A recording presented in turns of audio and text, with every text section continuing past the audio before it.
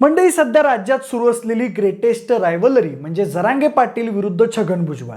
एका बाजूला मराठ्यांना हक्काचं आरक्षण मिळावं म्हणून जरांगे पाटील जीवाचं रान करतायत, तर दुसरीकडे छगन भुजबळ ओबीसीचा हक्क कुणीही हिरावू नये यासाठी लढत असल्याचं सांगतायत. मागे जालन्याच्या अंबडमध्ये शक्ती प्रदर्शन करून भुजबळांनी जरांगेंवर तोंडसूक घेतल्यानंतर जरांगेंनी भुजबळांवर पलटवार केला. जरांगे म्हणाले, आता भुजबळांना मुख्यमंत्री व्हायचंय असं माझ्या कानावर आलंय, पण त्यावर भुजबळांनी मला मुख्यमंत्री व्हायची इच्छा नाही, मला फक्त ओबीसी समाजासाठी काम करायचंय असं म्हणून विषय थांबवला. पण त्यानंतर आता राजकीय वर्तुळात अनेक चर्चांना उधाण आलंय. दरम्यान खरंच जरांगे म्हणतात तसं भुजबळांना मुख्यमंत्री पदाची महत्वाकांक्षा आहे का? तशी वेळ आली तर भुजबळ थेट मुख्यमंत्री पदावर आपला दावा ठोकू शकतात का? याचाच घेतलेला हा आढावा.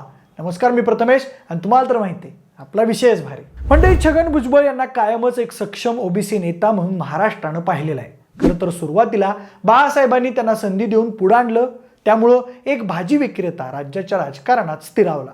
पण ओबीसींना आरक्षण मिळवून देणाऱ्या मंडल आयोगावरून बाळासाहेब आणि भुजबळ यांच्यात वितुष्ट निर्माण झालं आणि भुजबळांनी शिवसेना सोडली. त्याची त्यांना किंमतही चुकावी लागली. अनेकदा त्यांच्यावर जीवघेणे हल्ले देखील झाले होते. काही काळ अंडरग्राऊंड राहिल्यानंतरही त्यांनी समता परिषदेच्या माध्यमातून ओबीसी समाजासाठी काम करणं सुरूच ठेवलं आणि ओबीसी समाजाला आरक्षण मिळवून देणाऱ्या मंडल आयोगाच्या शिफारसी लागू व्हाव्यात म्हणून प्रयत्न केले, ते सुद्धा शिवसेनेसारख्या बलाढ्य पक्षातून फारकत घेऊन. पुढे ते शरद पवारांच्या सानिध्यात आले आणि त्यांनी काँग्रेसमध्ये प्रवेश केला आणि काँग्रेसमध्येही आपली छाप पाडली.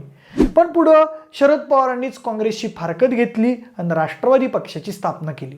तेव्हा सुद्धा काँग्रेसकडून मुख्यमंत्री पदाची ऑफर असताना सुद्धा आपण शरद पवारांची साथ दिली असं खुद्द भुजबळांनीच बोलून दाखवलंय. दरम्यान बाळासाहेब सुद्धा एकदा आपल्याला म्हणाले होते की जर तुम्ही शिवसेना सोडली नसती तर शिवसेनेचे पहिले मुख्यमंत्री तुम्हीच झाला असता, असाही भुजबळांनी एका मुलाखती दरम्यान दावा केला होता. दरम्यान वयाची 75 पूर्ण केल्यानंतर मागच्या वर्षी भुजबळ माध्यमांशी संवाद साधताना असं म्हणाले होते की ज्यांच्या सभेत आपण भाषणं दिली ते मुख्यमंत्री आणि केंद्रीय मंत्री झाले, माझे अनेक सहकारी पुढे गेले, मी मुख्यमंत्री वा केंद्रीय मंत्री होऊ शकलो नाही, त्याबद्दल आता खंत व्यक्त करण्यात अर्थ नाही, परंतु मी शिवसेना व काँग्रेस सोडली नसती तर मुख्यमंत्री नक्कीच झालो असतो. म्हणजे एकूणच काय, 2 वेळा राज्याचे उपमुख्यमंत्री राहिलेल्या भुजबळांना मुख्यमंत्री व्हायची आस लपून राहिलेली नाहीये आणि आता सध्या भुजबळांना ती नामी संधी चालून आल्याचं दिसतंय. तसं पाहिलं तर 1990-92 नंतर महाराष्ट्रात एकही ओबीसी समाजाचा मुख्यमंत्री झाला नाही. त्याचं कारण म्हणजे मराठा समाजातील प्रतिनिधींची संख्या. राज्यात सर्वाधिक तुल्यबळ असणाऱ्या मराठा समाजामुळे राज्याला बऱ्यापैकी मराठा समाजाचेच मुख्यमंत्री मिळाले. पण आता जर ओबीसी समाजासाठी तशी संधी चालून आली तर नक्कीच छगन भुजबळ हे मुख्यमंत्री पदाचे नवे दावेदार ठरू शकतात. कारण आता सध्या भुजबळांनी स्वतःला ओबीसी समाजाचा सर्वात पॉवरफुल नेता म्हणून रिइस्टॅब्लिश करायला सुरुवात केली. त्यात जरांगेंच्या आरक्षणाच्या मागणीविरोधी भूमिका घेतल्यामुळे तर महाराष्ट्रातील ओबीसी समाजाचा त्यांना प्रचंड पाठिंबा मिळताना दिसतोय. म्हणजे आता भुजबळांचं बाहुबल वाढलेलं आहे. दुसऱ्या बाजूला भाजपचे देवेंद्र फडणवीस हे ओबीसी मतांवर दावा करत असले तरी समता परिषदेच्या माध्यमातून छगन भुजबळांनी जे ओबीसी समाजासाठी योगदान दिलंय ते नक्कीच त्यांना ओबीसी नेता म्हणून वरचढ ठरवणार आहे. तसंच भुजबळ हे स्वतः जन्मानं आणि जातीनेही ओबीसी समाजातून येत असल्यामुळं साहजिक लोकांचा कल भुजबळांकडे जास्त आहे आणि सध्याच्या घडीला तेच ओबीसी समाजाचा प्रभावी चेहरा म्हणून समोर आलेले आहेत. अजून एक भुजबळांच्या पारड्यात असणारी गोष्ट म्हणजे राज्याच्या दृष्टीनं ओबीसी समाज हा एक प्रवर्ग म्हणून मोठा आहे. अगदी देशाच्या राजकारणावरही 54% ओबीसी समाजाचा मोठा इम्पॅक्ट आहे. तसाच तो राज्याच्या राजकारणावरही आहे. आता मुख्य प्रश्न उरतो ते म्हणजे भुजबळ मुख्यमंत्री होतील ते नेमके कसे?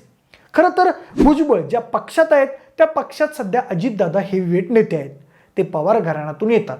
मराठा मतांवर त्यांची मांड आहे. मुख्यमंत्री बनण्याची ही दादांची महत्वाकांक्षा आहे. अशावेळी दादांशी कॉम्पिटिशन करणं भुजबळांना जड जाऊ शकतं.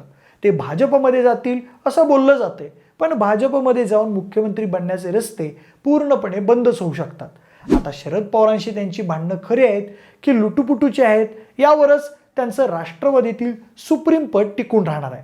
असो, पण आता या सगळ्यामुळेच भुजबळांनी ओबीसी समाजासाठी वेगळा पक्ष स्थापन केला पाहिजे अशी सोशल मीडियावर ओबीसी आंदोलकांकडून जोरदार मागणी होताना दिसते. त्यामुळेच आता समजा ओबीसी समाजातील वेगवेगळ्या जातींनी एकत्र येऊन स्वतंत्र पक्षाची स्थापना केली तर त्या पक्षाचाही प्रमुख चेहरा म्हणून भुजबळांची वर्णी लागू शकते आणि त्यांची राजकारणातली बार्गेनिंग पॉवर वाढू शकते असं म्हटलं जात आहे.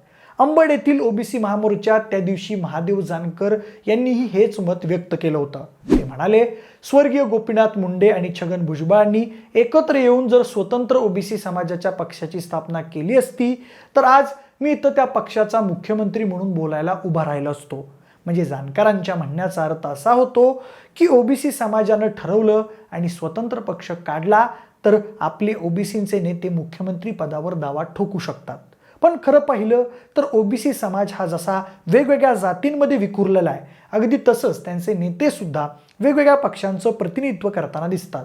म्हणजे छगन भुजबळ, धनंजय मुंडे हे आज अजित पवार गटात आहेत, पंकजा मुंडे, गोपीचंद पडळकर हे भाजपमध्ये आहेत, तसंच विजय वडेट्टीवार काँग्रेसमध्ये आणि महादेव जानकर यांचा स्वतंत्र रासप नावाचा पक्ष आहे. दरम्यान ओबीसी नेत्यांना असं वेगवेगळ्या पक्षामध्ये स्थान दिल्यामुळं त्यांची राजकीय ताकद ही विभागली गेली आहे आणि यामागं बऱ्याच अदृश्य शक्तींचा हात असल्याचं बोललं जात आहे. पण जर भविष्यात ओबीसी समाजाच्या नेत्यांनी एकत्र येऊन स्वतंत्र पक्षाची स्थापना केलीच, जे की सध्याच्या घडीला अशक्यप्राय गोष्ट आहे, पण जर तसं झालंच तर मात्र राज्याच्या राजकारणात मोठी उलटापालट होऊ शकते. आणि एकूण ओबीसी समाजाची संख्येच्या पातळीवर ताकद पाहता भुजबळांचं उपद्रव मूल्य वाढू शकतं आणि त्यातून त्यांनी मागणी केलीच तर त्यांची कुठल्याही आघाडी वा युतीच्या मागणीत मुख्यमंत्रीपदी ही वर्णी लागू शकते असा राजकीय विश्लेषकांचा अंदाज आहे. अजून एक विचारात घेण्यासारखी गोष्ट म्हणजे भुजबळ हे तसे वैयक्तिकरित्या मोठ्या ताकदीचे नेते आहेत, म्हणजे त्यांचा राज्याच्या राजकारणात मोठा दबदबा राहिलेला आहे. म्हणून तर आता जेव्हा जरांगे पाटलांनी तुम्ही निवडूनच कसं येता ते आम्ही बघतो असं विधान केल्यावर प्रकाश शेंडगे यांनी त्यांना तुम्ही एक भुजबळ पाडला तर आम्ही तुमचे किती पाडू याचा विचार करा असा इशारा दिला होता. त्यावेळी शेंडगेंनी ओबीसी समाज एक झाला तर 160 मराठा आमदार पाडू असा इशारा दिला होता. पण आता खरंच भुजबळांच्या नेतृत्वात पक्ष निर्माण झाला आणि तो बहुसंख्य जागा निवडून आणू शकला तर मग तेव्हा भुजबळांची बार्गेनिंग पॉवर वाढलेली असेल. अशावेळी फडणवीस किंवा शरद पवार या दोघांनाही झुलवत ठेवत मुख्यमंत्री पदाची मागणी करणाऱ्या सोबत जाण्याची भूमिका भुजबळ घेऊ शकतील. अर्थात पवार की फडणवीस हा त्यावेळेसचा निर्णय सर्वस्वी भुजबळांचाच असेल. असो, आता ही चर्चा जरी जरतरची असली तरीही सध्या या उपर नाशिकमध्ये छगन भुजबळ पॉवरफुल दिसून येतात. त्यामुळे भविष्यात ते कोणत्याही इतर पक्षाकडे गेले नाहीत आणि वैयक्तिकरित्या निवडणुकीत लढले तरी स्वतःच्या करिश्म्यावर ते येवल्यात निवडून येऊ शकतील. तसंच नाशकात ते त्यांचे पुरेसे उमेदवारही निवडून आणू शकतील असं बोललं जात आहे. पण एकूण सारासार विचार करता तुम्हाला नेमकं काय वाटतंय? छगन भुजबळांचा खरंच राज्याच्या राजकारणावर इतका मोठा इम्पॅक्ट आहे का, की थेट मुख्यमंत्री पदावर ते दावा ठोकू शकतील? छगन भुजबळ हे खरंच पुढे कधी राज्याचे मुख्यमंत्री होऊ शकतात का? तुमची मतं आम्हाला कमेंट करून नक्की सांगा. जरा व्हिडिओ आवडला असेल तर लाईक आणि शेअर करा. सोबतच आपले विशेष भारी यूट्यूब चॅनल देखील सबस्क्राईब करा. आणि जरा व्हिडिओ तुम्ही फेसबुकवर पाहत असाल तर तिथेही आम्हाला फॉलो करायला अजिबात विसरू नका. धन्यवाद.